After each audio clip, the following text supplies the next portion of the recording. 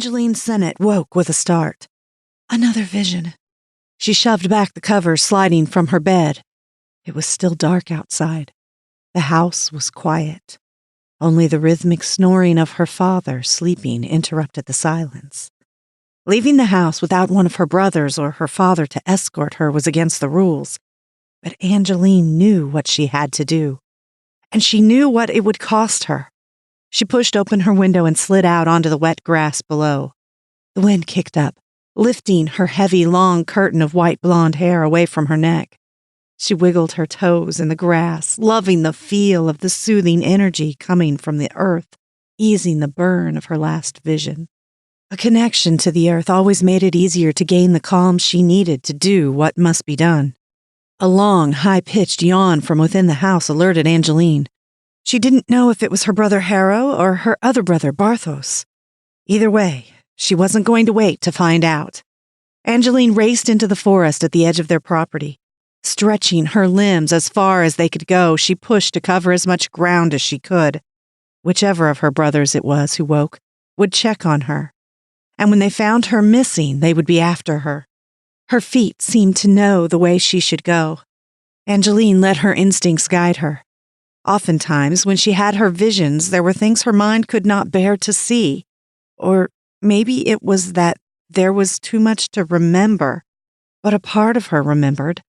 This part of her knew the way. The moon was high in the sky and cast light enough that she could see where to step and when to jump over or under a low branch. Her lungs burned as she kept the breakneck pace, even as the earth began to rise in an incline. Faster, Angeline. You will only just make it. A tall mountain cast the forest ahead in black shadow. She didn't hesitate, but raced into the blackness. Sharp sticks scraped at her legs, and the sharp crunch of pine cones under her bare feet hurt.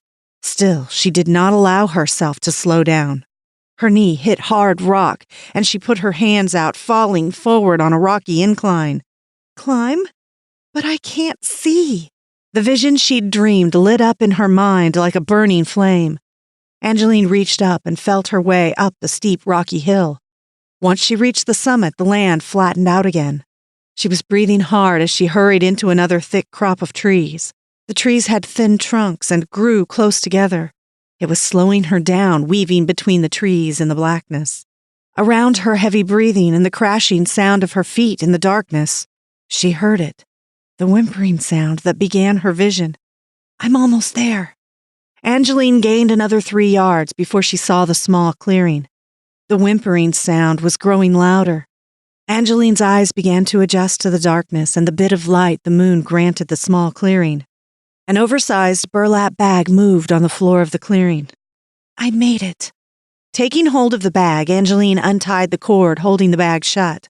Red, matted hair was the first of what she saw, and braced herself. Angeline continued working the bag down the quaking body inside. I'm here to help you. I won't hurt you. The head turned toward the sound of her voice. There was a blindfold and tape wrapped around the eyes of the woman. Her mouth also taped shut, and based on the bulge of her cheeks, her mouth was also stuffed with something. Angeline spoke quietly. I don't know how long we have until whoever did this to you returns. You have to stay quiet.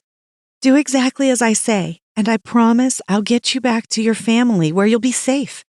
She nodded her head, showing Angeline that she understood. Angeline worked faster now. She removed the tape from the woman's mouth and then untied her ankles.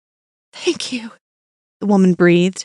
Angeline could tell the woman was trying to talk quietly, but she was too overcome with emotion to have any control over her voice.